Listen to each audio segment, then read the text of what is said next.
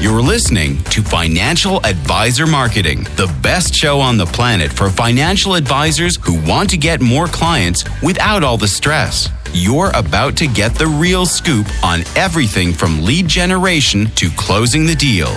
James is the founder of theadvisorcoach.com, where you can find an entire suite of products designed to help financial advisors grow their businesses more rapidly than ever before. Now, here is your host, James Pollard. Hey, financial advisors. Hope you're doing well. I want to kick off this week's podcast episode by reading an email that really got people thinking, and that's good. I want people to think because most people don't do it. I don't really write emails to get replies, but this particular one got a lot of replies from people saying, wow, I never thought of it like that. This is awesome content, so on and so forth. So I'm going to read it to you verbatim to the best of my ability. My reading skills may not be world class or anything, but here we go. Subject line is why people don't do business with you. And here it is. If you've been through any old school sales training program, you're likely familiar with some of the reasons why people don't buy. They include, number one, no need. There's no point in selling corrective lenses to someone with perfect vision. 2, no money. As the saying goes, you can't get blood from a turnip. Number 3, no hurry. This is the classic let me think about it objection. While this is typically a stalling tactic, it can sometimes have some merit. For example, if a wife is shopping for her husband's birthday gift and his birthday is 6 months from now, there is genuinely no hurry. 4, no desire. A foundational rule in selling is that people buy what they want, not what they need. If people bought what they need, then financial advisors wouldn't have any trouble getting new clients. 5, no trust. This is a big issue when selling financial services because trust is necessary for people to say yes to working with you. If you have no trust, you have no clients, period. I've been meditating on these reasons, and I think they're incomplete. I think there's a larger, more encompassing reason people don't buy. I call it no frame of reference. A frame of reference is a complex set of assumptions and attitudes we use to create meaning. If there's no frame, there's no meaning. In other words, paying for financial advice is completely foreign to people without a frame of reference. They have no idea what it should look like and how to know if they're doing it correctly. The worst part is, without the frame, there's no trust, no desire, no hurry, and no need and no connection that money should be used to pay for it, which means you're starting from zero. Imagine someone came to you and told you that starting tomorrow, you were in charge of purchasing a space shuttle responsible for carrying 4 passengers to the moon. You probably wouldn't know where to begin. That's how some of your prospective clients feel. Another example, I see this effect all the time within my Inner Circle newsletter because most of the time, the newsletter is not the first investment subscribers have made in themselves. They've typically been through different courses, training, and coaching programs. Most of them regularly invest in themselves and have no problem seeing a quick return on investment. Contrast that to people who don't invest in themselves. The idea of a $99 per month newsletter sounds appalling. They can't wrap their heads around it because they have no frame of reference. Again, it's foreign to them. Any attempt to convince them that it's worth it would be like trying to teach calculus to an infant. So, what's the lesson here? The lesson is this. Be cognizant of your prospective client's frame of reference or lack thereof, and let it inform your marketing decisions. And the title for this week's episode, by the way, I hope you like that email because it's going to set the backdrop for this episode because it's titled My Number One Secret for Creating Winning Marketing Campaigns. And a really good secret is to fix your targeting. You want to go after people who do have that frame of reference. One of my most popular podcast episodes, since we just talked about one of my most popular emails, let's talk about one of my most popular podcast episodes. It was actually the most lucrative overlooked niche for financial advisors, and that niche was people who already had financial advisors. So if you want to go back and listen to that episode, the title again is The Most Lucrative Overlooked Niche for Financial Advisors. And these people who have financial advisors, they tend to make awesome prospective clients when they leave. It sounds super counterintuitive because you might think, oh, well, what's the reason why they left? Why aren't they working with a financial advisor anymore? Are they a pain to work with? Well, maybe, but they know the value of financial advice. Does it have to be that they've worked with a financial advisor before? Not necessarily, but the people who have an inclination to smart financial decision making tend to be the people who work best with financial advisors. That should seem obvious, but it's not, right? And it's also not the secret I want to talk about in this episode. There's something more powerful than that. It's something that I personally use to create winning email campaigns, direct mail campaigns, webinar campaigns, and more. The secret is hidden in plain sight throughout this podcast and the website over at theadvisorcoach.com and the blog post over at theadvisorcoach.com/blog. If you're in my world, you have heard this and you've seen it many times before, but here it is, just to make it super duper clear. It's thinking strategically instead of tactically. Now, I've never quite explained how I personally approach marketing campaigns in a strategic way, so I'm going to do that in this episode, and I promise that if you get this information and apply it, it will revolutionize the way you do business. That is a bold promise, but I promise you that. Unfortunately, only a small percentage of people will get what I'm going to say in this episode, and an even smaller percentage of people will apply it. However, I know that those few people will never be the same again. Here we go. When it comes to marketing, it's easy to get sucked into stuff like writing better content or creating better social media posts or having better headlines or whatever. And I don't want to discount those things because they are important. However, I want you to think about it this way. Have you ever heard the saying, lose the battle, but win the war? I want you to keep that in mind as I explain this because it will make a lot of sense. There have been times where I have had worse advertisements than someone else and I've made more money. I've had worse direct mail letters and I've also made more money. And you might be thinking, well, how is that possible? It's possible because I did not get bogged down in the tactics, and I don't. Let's take copywriting as an example. There are people out there who obsess over copywriting. They read books about it, take courses about it, and hire mentors and copy chiefs to look at what they're doing. But what if I told you that I can go head to head with world-class copywriters and beat them? I can, I have, and I'll do it again. I plan on doing it many times in the future. So I'm going to tell you how I do it. I do it by thinking holistically. First, I know which battles I can and cannot win. Many people have told me that I am a great copywriter, and I appreciate that. I will say that my emails are some of the best in the world. I'll agree with that. However, my sales page copy, my direct mail copy, and stuff like that, it really pales in comparison to some of the legends out there. If I were to construct a mailing and go head to head with some of these people, I would probably lose the battle. But the copy itself is only a small part of the equation. It's only a small part of the war. It is one battle. I will win the war. I guarantee it. But I may not win the battle. Because guess what I could do with the direct mail campaign as an example? I could include a gift. I could insert a tear sheet. I could use a few of the strategies I've revealed in my Inner Circle newsletter, which I'm not going to reveal for free here. I mean, if you really want the great stuff, you're going to have to pay for it.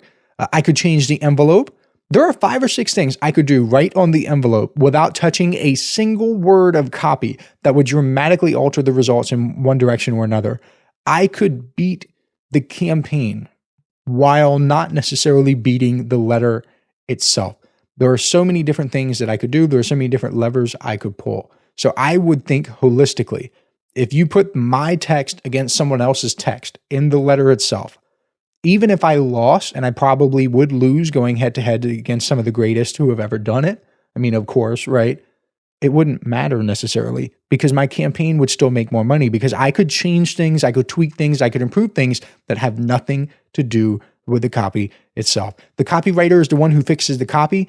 I, on the other hand, am the one who fixes the campaign. There is a difference. And it all comes down to thinking holistically. If you're a good financial planner, you do this all the time. You're not just thinking about one moment in time or one tool or one approach to get your clients on the path to financial independence or retirement or whatever you're optimizing for. You're looking at all the moving pieces. Mark Twain said that to the man with a hammer, everything looks like a nail. And most marketers are out there just swinging their hammers at anything they can find. You cannot do that. You must assemble a toolbox. Hey, financial advisors. If you'd like even more help building your business, I invite you to subscribe to James's monthly paper and ink newsletter, The James Pollard Inner Circle. When you join today, you'll get more than $1,000 worth of bonuses, including exclusive interviews that aren't available anywhere else. Head on over to theadvisorcoach.com/coaching to learn more. If you've been in my world, you already know how important having multiple marketing strategies can be.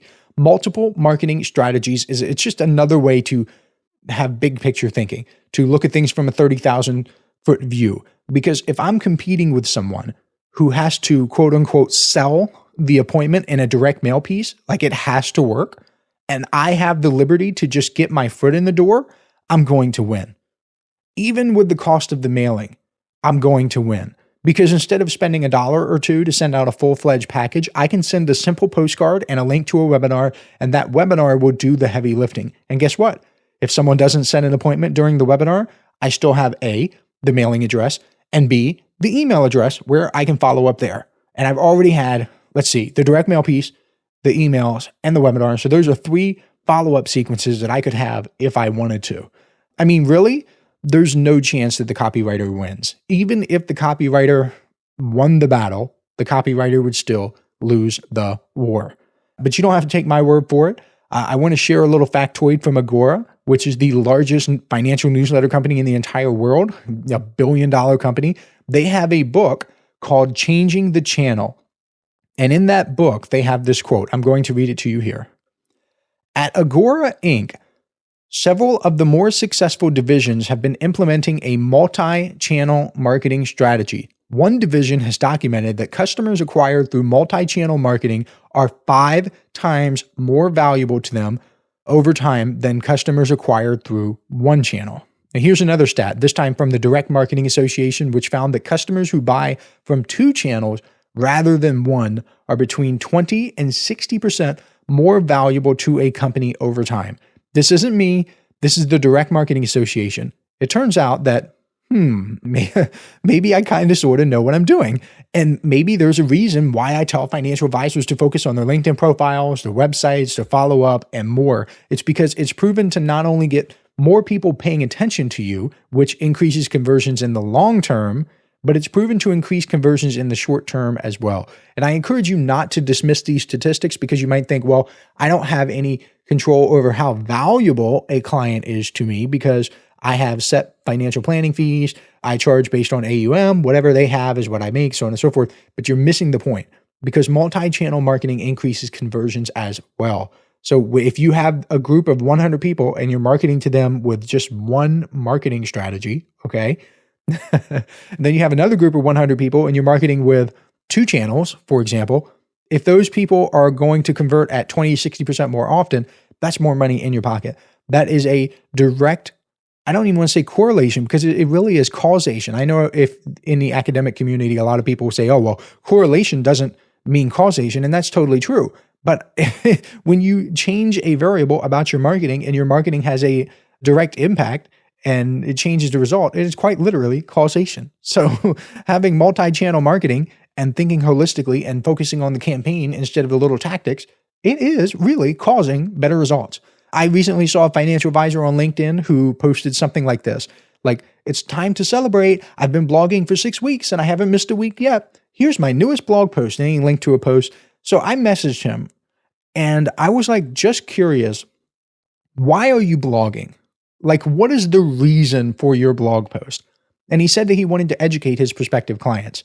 I see this all the time. I get it. I know that people can have the heart of a teacher and that they want to educate people. What they don't realize is that they're competing with big financial brands and if you want to be an educator, get into education, right? But they're competing with these big financial brands with deeper pockets, with better content than they can ever create. These financial advisors are fighting the battles that they cannot win. They're focused on the battles instead of winning the war. And I really want you to get this. And here's what I want you to take away.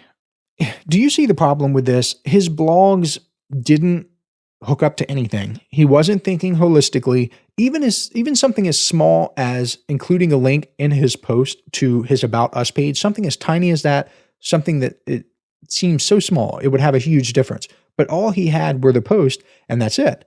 And I could have a terrible blog post compared to this guy, and I could probably kick his butt.